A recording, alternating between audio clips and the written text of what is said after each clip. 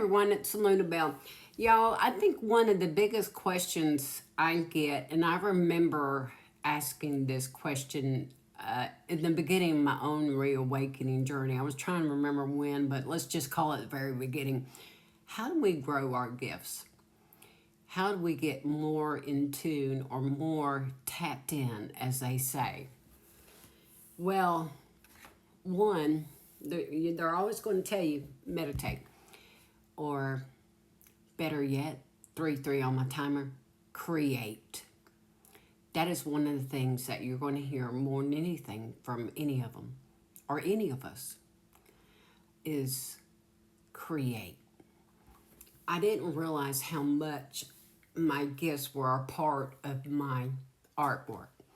Y'all, whether my artwork is my paintings, my poetry, my channelings, whatever, even in helping with, Bradley and AO, my art, sorry, y'all, about to knock off my glasses there. My art is very much a part of my channeling, or my channeling is very much a part of my art. I didn't realize how much it was until yesterday. See, a friend had come over and we were talking, and they had asked me when they come in. She hadn't seen my painting until then. And when she asked me, she said, are you painting a being? And I said, yeah. Why? Y'all, I hadn't told anybody I was painting a being. I was just, painting. But see, the thing is, and she asked me, she said, did you see it in a book, a picture, online? I was like, no, I see it psychically. I was just painting what's in my head. But I'm using a book as a reference, but yeah, it's what I see psychically. Well, what I didn't realize was that when I did the channel message, that whatever morning that was, when I used that painting and I mentioned the crossroads, well, someone had went to the crossroads. They made a decision to go to the crossroads and call up a being and send it to me. Thank you, by the way. I'm doing their portrait. Thank you. They sent me a being meant to harm. What they did was give me a new protector. 3 on my timer. I created my art with it, and I did my painting. I'm not finished, but it's a portrait of my newest protector. 313. What a beautiful gift. When you think about that.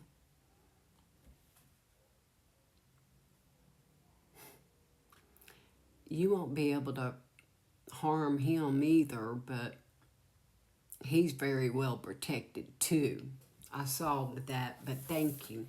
Y'all, the thing is that the things that we create with our art, whether our art is poetry or paintings or creating wooden hairpins, whatever it is that you do, if it's writing, let me show you. I don't care if it's working on an old clunker.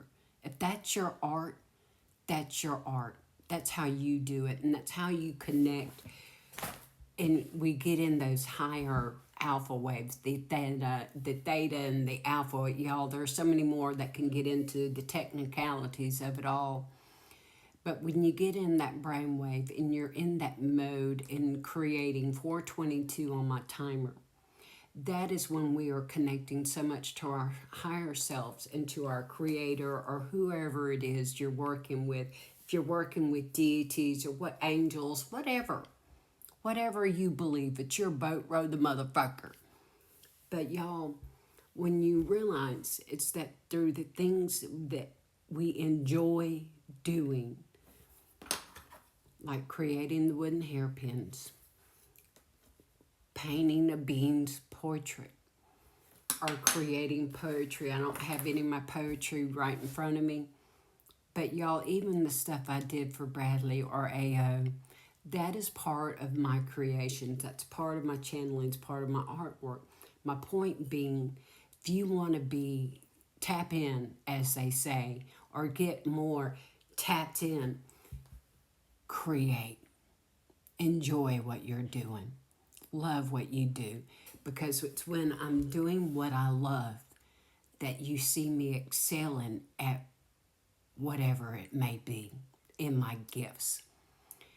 The more I create, the more my gifts grow. The more I pour into me.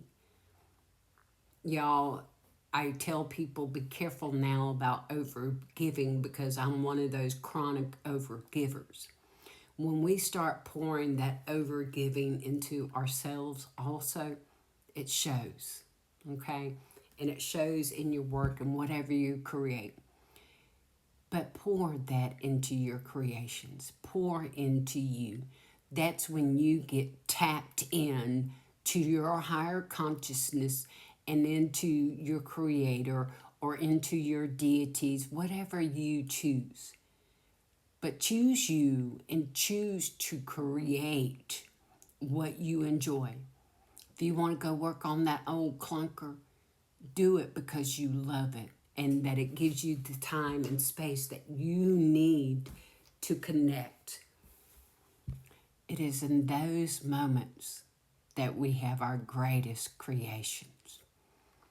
When you think about some of our greatest artists, our greatest known prophets or others, look at Mary Magdalene or look at Jesus or look at Nostradamus. His words are still spoken about, his prophecies. How can such things that our Creator creates, because our Creator, you see all the black and white shadows and the colors, how they're all intermixed. Our Creator is the original creation, 7:20 on the timer.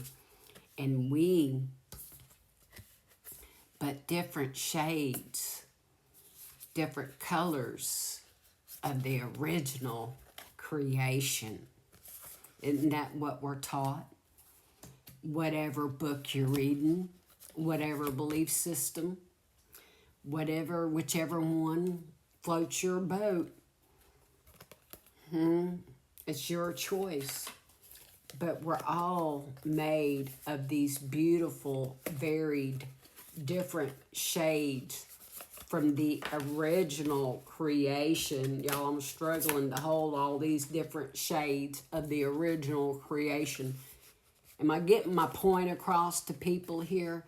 That we're all part and parcel of the original. We're just different shades. And that our gifts are very much like that.